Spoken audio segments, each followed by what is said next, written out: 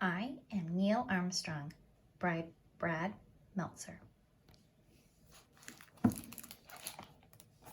Ooh, we look inside and we always see a cool picture that's going to tell us what's going to happen in the story.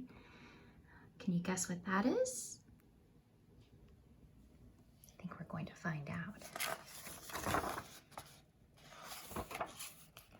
I am Neil Armstrong. I grew up on a farm with no electricity. When I was 8 years old, my goal was to climb this silver maple tree, the biggest one in my backyard. It seemed impossible. The tree was so big and I was so small. How would I do it? I'd need to be brave. I wasn't a brave kid though. Back in Ohio, when I was 3 years old, I got scared when we went to see Santa Claus. Say cheese. I'd also need to be smart. As a kid, I loved to read. In first grade, I read more than 100 books. Really? Yep, more than 100 in 1 year. Finally, I'd need to be patient. During Monopoly games, when my brother would get upset and kick the table, I always stayed calm.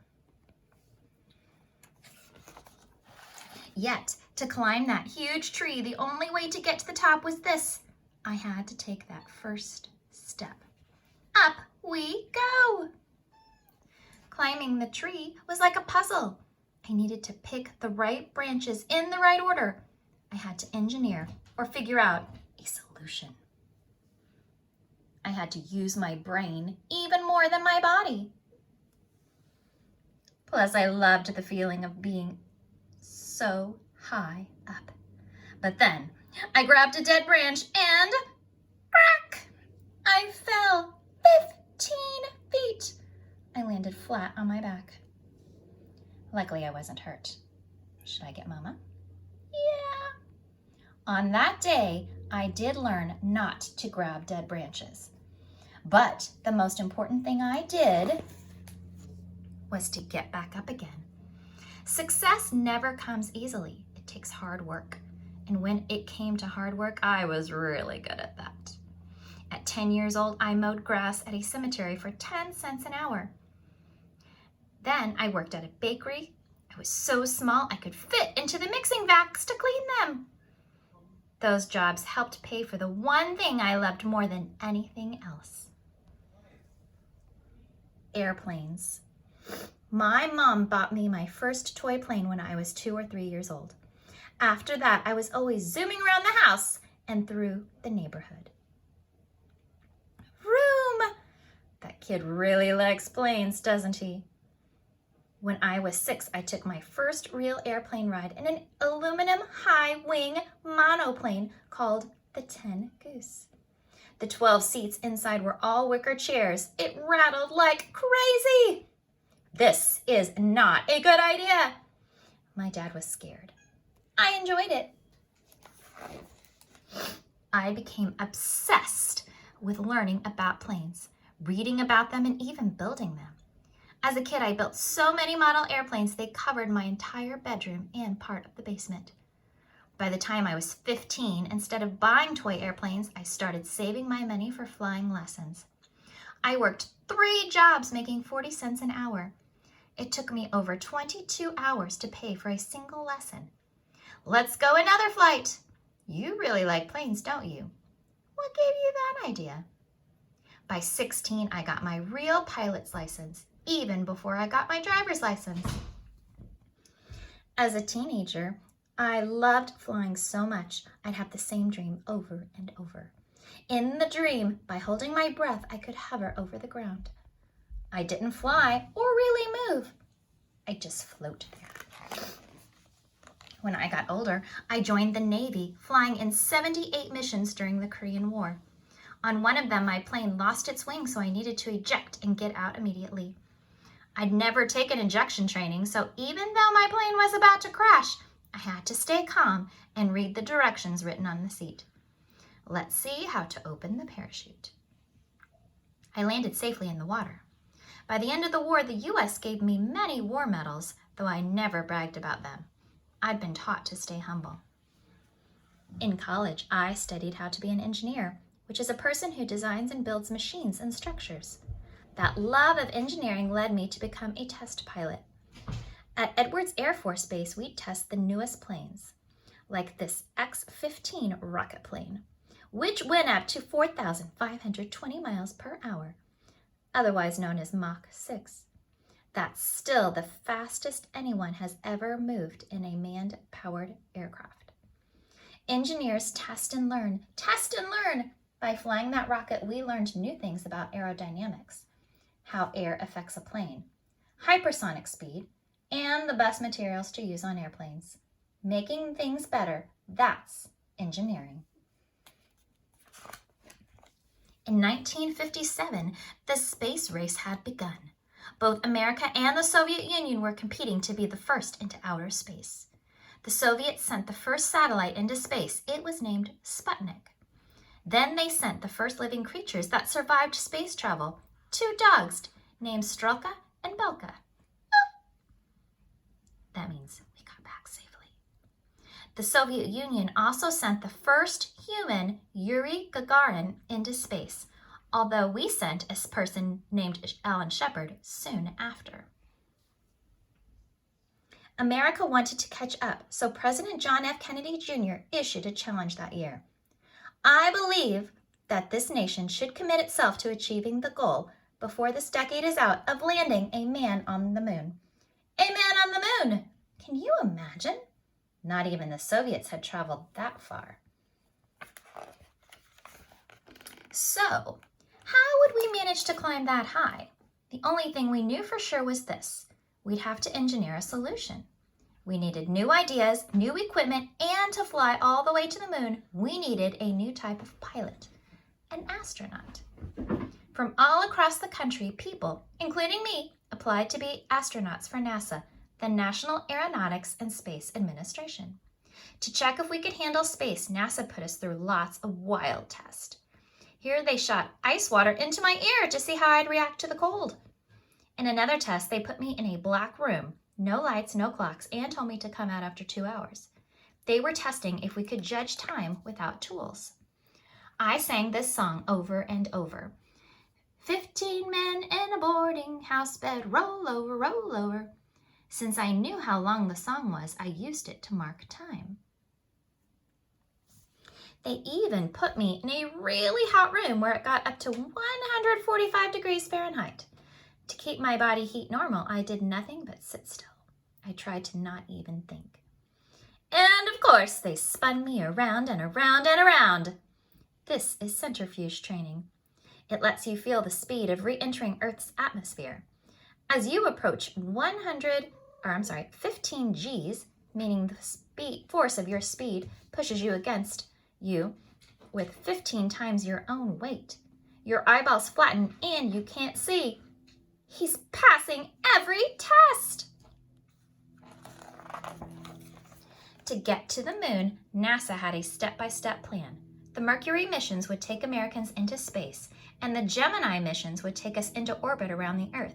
With each step, we would get a little farther and go a little higher.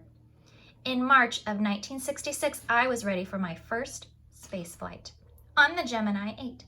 The goal was to fly alongside and dock with another spacecraft, so we were both linked together. Look at the Earth from up here. I wonder if I can see my house in Houston. It was the first time 2 spacecraft ever connected in space. Everyone started celebrating the moment we were docked, and then suddenly we were unlocked and out and spinning out of control. Something's wrong. What's happening? Gemini, are you okay? We're tumbling end over end. There's a short circuit in one of our thrusters. If we can't stop spinning, the force will tear the ship apart. After all those years as a test pilot, I knew how to stay calm. I kept my eyes on the controls so I could fire another thruster to stop our spin. The mission had to be stopped earlier than planned. We landed safely, but it taught me another lesson. Nothing in space is easy. Over and over, there were setbacks and devastating crashes. During a practice session on the launch pad, Astronauts Gus Grisham, Ed White, and Roger Chaffee were killed when a frayed wire caused an accidental fire. Over in the Soviet Union, cosmonauts, the Russian term for astronauts, died too. Space Mirror Memorial. At times, going to the moon seemed impossible, but we never let it stop us. With each setback, we learned how to strengthen the Apollo spacecraft, which would take us to the moon. Apollo 8 just made the first orbit of the moon. Whenever I talked about flying an aircraft or a spacecraft, I used the term we. That's because every accomplishment any of us achieved required the help of so many others. Catherine, would you check these numbers? From scientists and engineers to welders and mathematicians, to tailors who sewed the spacecraft's spacesuits, to all the astronauts from the previous missions. When Apollo 11 was finally ready, I said to the flight director, please tell everyone who worked on this that this is their launch.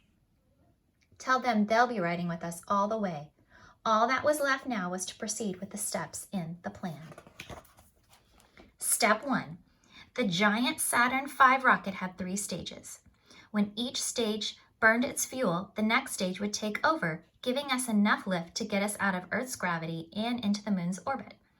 We were up here in the command module, which we called Columbia. Command and service modules, lunar module, stage 3, stage 2, stage 1. Step 2. When we reached the moon, the command module would park, circling the moon and staying in orbit. We would move to the lunar module, and then the lunar module would go down to the surface. Step 3. When we were ready to leave, the lunar module would lift off from the moon. It would have to perfectly dock with the command module. Step 4. Then we would climb back into the command module, fire the rocket on the service module, and come back to Earth. One key question remained. Would it work? On July 16, 1969, at Florida's Cape Kennedy, almost 1 million people were there to watch. There were 3 of us on board. Buzz Aldrin, lunar module pilot; Michael Collins, command module pilot; Neil Armstrong, commander. On Launch Pad 39A, after a 417-step checklist to make sure everything was perfect, the countdown began. 12, 11, 10, 9, ignition, sequence start. 4, 3, 2, 1, 0. All engines running. Liftoff. We have a liftoff. We were going over 24,200 miles per hour as the third stage rocket pushed us free of Earth's gravity. Step 1. Saturn V separates successfully. So how was the view? Look at that sunrise. Get a picture of that. And there's nothing on Earth quite like it.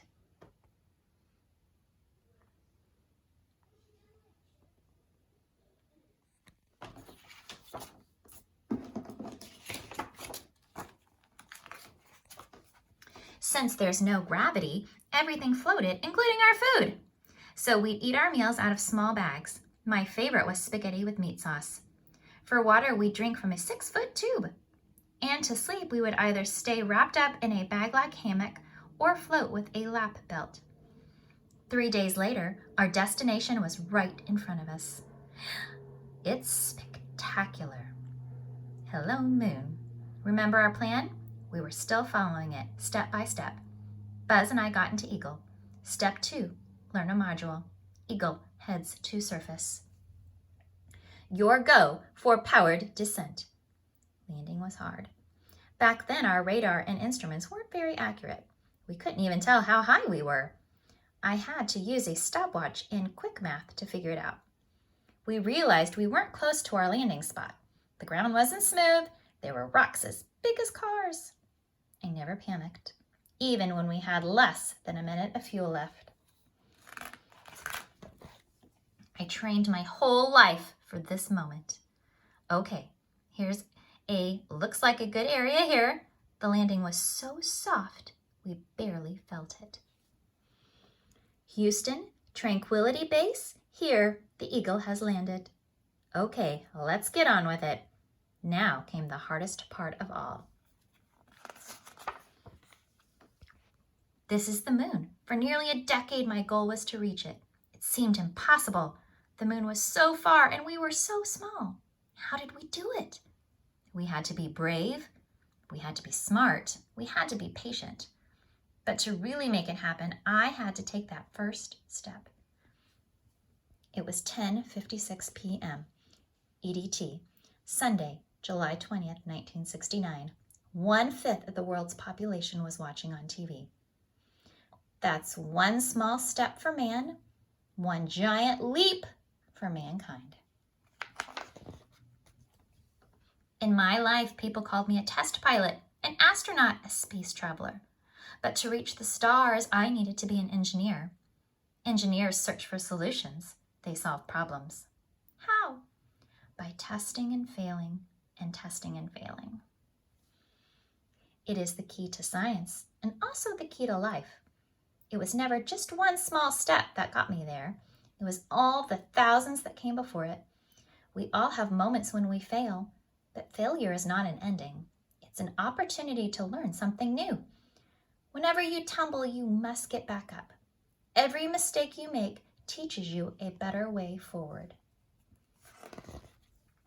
Here at the National Air and Space Museum, you can see the real command module and loads of other things, including rocks that they brought back from the moon. Did you know that the 3 items were officially left on the moon? A plaque that says we came in peace for all mankind. 2, a small disc imprinted with goodwill messages from world leaders.